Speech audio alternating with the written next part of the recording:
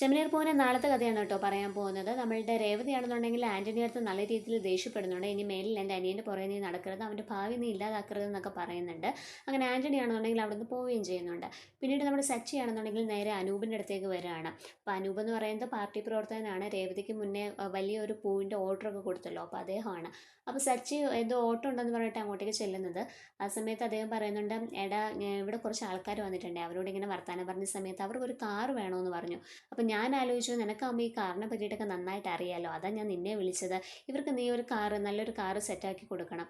അതിനെന്താടാ, ഞാൻ തന്നെ എല്ലാ കാര്യങ്ങളും ചെയ്തു കൊടുക്കാം. ഞാനിവിടുന്ന് കാറ് വാങ്ങിയ ഒരു ഏജൻസി ഉണ്ടല്ലോ, അവരെല്ലാ കാര്യങ്ങളും നല്ല രീതിയിൽ ചെയ്യും, നമുക്ക് അങ്ങോട്ടേക്ക് പോകാമെന്ന് പറഞ്ഞിട്ട് സച്ചി അവരെയും കൂട്ടിയിട്ട് അങ്ങോട്ടേക്ക് പോവാണേ. അപ്പോൾ നമ്മുടെ സുധിയാണെന്നുണ്ടെങ്കിൽ ഇതേ കാർ ഷോറൂമിൽ തന്നെ ഒരു കാറ് നോക്കാനായിട്ട് നിൽക്കുകയാണ്. ഇത് സെക്കൻഡ് ഹാൻഡ് ഒക്കെ കൊടുക്കുന്ന കാറ് വിൽക്കുന്ന സ്ഥലമാണ്. അപ്പോൾ സുധി ഇങ്ങനെ കുറേ കാറുകളൊക്കെ നോക്കുന്നുണ്ട്. അപ്പോൾ ആ ഷോറൂമിൽ ആൾ ചോദിക്കുന്നുണ്ട്, സർ നിങ്ങൾ കുറേ നേരമായിട്ട് കാറുകൾ നോക്കുന്നുണ്ടല്ലോ, ഏതെങ്കിലും ഇഷ്ടപ്പെട്ടോ? ഞാനിങ്ങനെ നോക്കിക്കൊണ്ടിരിക്കുകയാണ്, നല്ലത് കാണുമ്പോഴല്ലേ പറയാനായിട്ട് പറ്റുള്ളൂ. അങ്ങനെ സുധി ഇങ്ങനെ നോക്കി നോക്കി ഒരു കാർ ഇഷ്ടപ്പെടുന്നുണ്ട്. എനിക്ക് ഈ കാറ് മതി, എനിക്ക് ഈ കാറ് നന്നായിട്ട് ഇഷ്ടപ്പെട്ടു, ഞാൻ എന്തായാലും ഇപ്പോൾ ഈ കാറിന് വേണ്ടിയിട്ട് 1,00,000 രൂപ തരാം, ബാക്കി ലോണായിട്ട് ഇടാനായിട്ട് പറയുന്നുണ്ട്. അപ്പം ആ കാറിൻ്റെ ഷോറൂമിൽ ആൾ അത് സമ്മതിക്കുന്നുണ്ട്. അയാൾ പറയുന്നുണ്ട്, എന്നാൽ പിന്നെ ഇതിൻ്റെ പേപ്പർ വർക്കുകളും കാര്യങ്ങളും എല്ലാം ചെയ്യട്ടെ എന്നൊക്കെ ചോദിക്കുന്നുണ്ട്. അത് നിങ്ങൾ ചെയ്തോളൂ, പിന്നെ എൻ്റെ വൈഫ് ഇപ്പോൾ വരും, അവർക്ക് കൂടി ഈ കാറൊന്ന് കാണണം, അപ്പോൾ അവൾ കൂടി ഇഷ്ടപ്പെടണമല്ലോ, അപ്പം ഞാൻ അവളെ വിളിച്ചിട്ടുണ്ട്, നിങ്ങൾ എന്തായാലും പേപ്പർ വർക്കുകളൊക്കെ ചെയ്തോളാൻ പറയുകയാണ്. അങ്ങനെ നമ്മുടെ ശ്രുതി അങ്ങോട്ടേക്ക് വരുന്നുണ്ട്. ശ്രുതി, നീ എന്താ പെട്ടെന്ന് വരാനായിട്ട് വിളിച്ചത്, എന്താ കാര്യം? അത് ശ്രുതി, ഞാനാണെന്നുണ്ടെങ്കിൽ ഇവിടെ ഒരു കാറ് നോക്കി വെച്ചിട്ടുണ്ട്, അത് നിന്നെ കൂടി കാണിക്കാനാണ് ഞാൻ വിളിച്ചത്, നിനക്ക് കൂടി ഇഷ്ടപ്പെടണ്ടേ? കാറ് വാങ്ങിക്കാനോ? എന്താ ശ്രുതി നീ ഈ പറയുന്നത്? ഇപ്പം എന്തിനാ നമുക്ക് കാറ്? അതല്ലല്ലോ ഇപ്പോൾ പ്രധാനം, നമുക്ക് ബിസിനസ് അല്ലേ സ്റ്റാർട്ട് ചെയ്യേണ്ടത്. ബിസിനസ്സൊക്കെ സ്റ്റാർട്ട് ചെയ്ത് അതിനകത്ത് നിന്ന് എന്തെങ്കിലും ലാഭമൊക്കെ കിട്ടി തുടങ്ങുമ്പോൾ പോരെ നമുക്ക് ഈ കാറൊക്കെ വാങ്ങിക്കുന്നത്. ശ്രുതി, ഈ ബിസിനസ് തുടങ്ങുന്ന സമയത്തുണ്ടല്ലോ, നമുക്ക് ഓരോ ക്ലയൻസിനെയൊക്കെ കാണാൻ വേണ്ടി പോകേണ്ടി വരുമല്ലോ. അപ്പോൾ ആ സമയത്ത് നമ്മൾ ഈ കാറിലൊക്കെ പോയി കഴിഞ്ഞാൽ നമുക്കൊരു വില കിട്ടും, അല്ലാന്നുണ്ടെങ്കിൽ നമുക്ക് ആരും ഒരു വിലയും തരില്ല. പിന്നെ ഇത് നമ്മൾ പുതിയ കാറൊന്നും അല്ലല്ലോ എടുക്കുന്നത്, സെക്കൻഡ് ഹാൻഡ് കാറല്ലേ, അതുകൊണ്ട് സാരമില്ല, നീ വന്ന കാറ് നോക്കാനായിട്ട് പറയാണ്. അങ്ങനെ ശ്രുതി വന്നിട്ട് ആ കാറൊക്കെ നോക്കുന്നുണ്ട്. ശ്രുതിക്ക് നന്നായിട്ട് ഇഷ്ടപ്പെടുന്നുണ്ട്. ആ ശ്രുതി, എനിക്ക് നന്നായിട്ട് ഇഷ്ടപ്പെട്ടു, പക്ഷേ ഞാൻ ഇപ്പോഴും ഇങ്ങനെ ആലോചിക്കുവാണ്, നമുക്കിപ്പോൾ ഇത് വേണോ? വേണം ശ്രുതി, ഇതിനധികം പൈസയൊന്നുമില്ലല്ലോ, 1,00,000 രൂപയല്ലേ നമ്മളിപ്പോൾ കൊടുക്കുന്നുള്ളൂ, ബാക്കി നമുക്ക് പിന്നെ കൊടുത്താൽ മതി ശ്രുതി. എന്തായാലും നമുക്ക് ഇത് വാങ്ങിക്കാമെന്ന് പറഞ്ഞിട്ട് അതിൻ്റെ പേപ്പർ വർക്കുകളും കാര്യങ്ങളൊക്കെ ചെയ്യാൻ വേണ്ടിയിട്ട് രണ്ടുപേരും കൂടെ പോവുകയാണ്. ആ സമയത്താണ് നമ്മുടെ സച്ചി അങ്ങോട്ടേക്ക് വരുന്നതും ആ വന്ന ആൾക്കാരെ കാറുകളൊക്കെ കാണിക്കുന്നത്. അപ്പോൾ അയാളും ഇങ്ങനെ കുറേ കാറുകളൊക്കെ നോക്കിയിട്ട് അവസാനം ഒരു കാർ ഇഷ്ടപ്പെട്ടു എന്ന് പറയുന്നുണ്ട്. ആ കാറാണ് നമ്മുടെ ശ്രുതി നോക്കി വെച്ചിട്ട് വാങ്ങിക്കാനായിട്ട് ഇരിക്കുന്നത്. അപ്പോൾ ആ ഷോറൂമിലെ ഓണർ പറയുന്നുണ്ട്, അയ്യോ സച്ചി, ഈ കാറാണെന്നുണ്ടെങ്കിൽ ഒരാളിപ്പോൾ എന്തേ നോക്കി വെച്ചിട്ട് അതിൻ്റെ പേപ്പർ വർക്കുകളും കാര്യങ്ങളൊക്കെ നടത്താൻ വേണ്ടിയിട്ട് പോയേക്കുവാണല്ലോ, ഇനിയിപ്പോൾ എന്താ ചെയ്യുക? അതൊന്നും പറഞ്ഞാൽ പറ്റത്തില്ല, ഈ കാർ എന്തായാലും അവർക്ക് കൊടുത്തേ പറ്റുള്ളൂ, അവർ റെഡി ക്യാഷാണ് തരുന്നത്, എനിക്ക് നന്നായിട്ട് അറിയാവുന്ന ആൾക്കാരാണ്, നിങ്ങൾക്കാണെന്നുണ്ടെങ്കിൽ അതിൻ്റെ കമ്മീഷനും കിട്ടും, അതുകൊണ്ട് അവർക്ക് തന്നെ ആ കാറ് കൊടുക്കണമെന്ന് ഇങ്ങനെ സച്ചി പറയുകയാണ്.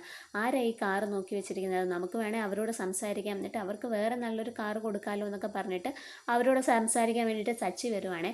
ആ സമയത്താണ് സച്ചി കാണുന്നത് നമ്മളുടെ ശ്രുതിയും കൂടെ അവിടെ ഇരിക്കുന്നത്. അപ്പോൾ സച്ചി ചോദിക്കുന്നുണ്ട്, ഇവരാണോ കാറ് വാങ്ങിച്ചത്? അതെ, ഇവരാണ് കാറ് വാങ്ങിച്ചത്. സച്ചിക്ക് അറിയോ ഇവരെ? അറിയുകയൊക്കെ ചെയ്യാം, എന്നാലേ ഇവർക്ക് നിങ്ങൾ കാറ് കൊടുക്കാൻ നിൽക്കണ്ടേ? ഈ ജോലിയൊന്നും ഇല്ലാത്ത ആൾക്കാണോ നീ കാറ് കൊടുക്കാനായിട്ട് നിൽക്കുന്നത്? ഇവർ കാറ് മേടിച്ചാൽ ശരിക്കും പൈസയൊന്നും അടയ്ക്കത്തൊന്നുമില്ല. സച്ചി, ഇത്രയും പേര് നിൽക്കുമ്പോൾ സ്വന്തം ചേട്ടനെ ഇങ്ങനെ മറ്റുള്ളവരുടെ മുമ്പിൽ നാണം കെടുത്താൻ നിനക്ക് എങ്ങനെ തോന്നുന്നു എന്നൊക്കെ ചോദിക്കുകയാണേ. അപ്പോഴേക്കും നമ്മളുടെ സച്ചി പറയുന്നുണ്ട്, നിങ്ങൾ കിട്ടിയ കാശും കൊണ്ട് കാറ് വാങ്ങിക്കാനാണോ നോക്കുന്നത്? ബിസിനസ് ചെയ്യണമെന്നല്ലേ പറഞ്ഞത്? അത് ബിസിനസ് ചെയ്യണോ കാറ് വാങ്ങണോ എന്നൊക്കെ ഉള്ളതേ ഞങ്ങൾ തീരുമാനിച്ചോളാം, അതൊക്കെ ഞങ്ങളുടെ വ്യക്തിപരമായിട്ടുള്ള കാര്യങ്ങളാണ്, നീ എന്നതൊന്നും ഇടപെടാൻ വരണ്ടെന്ന് ശ്രുതി പറയുന്നുണ്ട്. ശരി, ഞാൻ ഇടപെടുന്നില്ല, നിങ്ങൾ എന്താണെന്ന് വെച്ചാൽ ചെയ്തോ, പക്ഷേ ഈ കാറ് നിങ്ങൾക്ക് തരാനായിട്ട് പറ്റില്ല, അത് ഞാൻ വേറൊരാൾക്ക് നോക്കി വെച്ചിട്ടുണ്ട് എന്ന് പറയുകയാണേ. അന്നേരം ശ്രുതി പറയുന്നുണ്ട്, അതെങ്ങനെയാണ് ശരിയാവുന്നത്? നിന്നോട് എനിക്ക് സംസാരിക്കേണ്ട. ഓണറെ, ഞാൻ നിങ്ങളോട് നേരത്തെ പറഞ്ഞല്ലേ ഈ കാർ എനിക്ക് വേണം, ഞാൻ 1,00,000 രൂപ ഇപ്പോൾ തരാം, ബാക്കി ലോൺ അടയ്ക്കാമെന്ന് പറഞ്ഞതല്ലേ, അത് നിങ്ങൾ സമ്മതിച്ചല്ലേ, പിന്നെന്താ ഇപ്പോൾ ഇങ്ങനെയൊക്കെ പറയുന്നത്? അയ്യോ, അതെന്ന് പറയുന്നതേ, ഇപ്പോൾ ഈ സച്ചി ഇങ്ങനെ പറയുമ്പം, സച്ചി പറഞ്ഞാൽ എന്താ, ഞാൻ കാശ് തരാമെന്ന് പറഞ്ഞിട്ടല്ലേ? അപ്പോൾ സച്ചി പറയുന്നുണ്ടേ, അതെ, ആ കാറ് എനിക്ക് തന്നെ തന്നേക്ക്, അവരാണെന്നുണ്ടെങ്കിൽ നിങ്ങൾക്ക് നല്ല കമ്മീഷനും തരും, മൊത്തം പൈസ ഇപ്പോൾ അടയ്ക്കുകയും ചെയ്യും, ഇവനെ പോലെ ലോണൊന്നും എടുക്കില്ല, പിന്നെ ഇവൻ ലോൺ എടുത്താലുണ്ടല്ലോ ആ പൈസ തിരിച്ചടയ്ക്കാനൊന്നും പോകുന്നില്ല എന്നൊക്കെ പറയണം. അപ്പോഴേക്കും ആ ഓണർ പറയുന്നുണ്ട്, ശരി, എന്നാൽ എനിക്ക് സച്ചിനെ വിശ്വാസമാണ്, സച്ചി പറഞ്ഞ ആൾക്ക് തന്നെ കാറ് കൊടുക്കാമെന്ന് പറയുന്നുണ്ട്. അപ്പോഴേക്കും ശ്രുതി പറയുന്നുണ്ട്, നിങ്ങൾ എന്താ ഈ പറയുന്നത്? അതെ, സച്ചി എനിക്ക് മുന്നേ അറിയാവുന്നതാണ്. നിങ്ങൾക്ക് വേണമെന്നുണ്ടെങ്കിലേ വേറെ കാറ് നോക്കാം. സച്ചിക്ക് അറിയാവുന്ന ആളല്ലേ, അപ്പം വേണമെന്നുണ്ടെങ്കിൽ ഞാൻ കുറച്ച് പൈസയൊക്കെ കുറച്ച് തരാമെന്ന് പറയുന്നുണ്ട്. അപ്പോൾ ശ്രുതി പറയുന്നുണ്ട്, അങ്ങനെ ഞങ്ങൾക്ക് കാറ് വേണ്ട, അങ്ങനെ ആരുടെയും ദയവൊന്നും ഞങ്ങൾക്ക് വേണ്ട, ഞങ്ങൾക്ക് വേണമെന്നുണ്ടെങ്കിൽ ഞങ്ങൾ വേറെ എടുത്തോളാം എന്ന് പറഞ്ഞിട്ട് ശ്രുതിനെ വിളിച്ചിട്ട് അവിടെ നിന്ന് പോകുന്നുണ്ട്.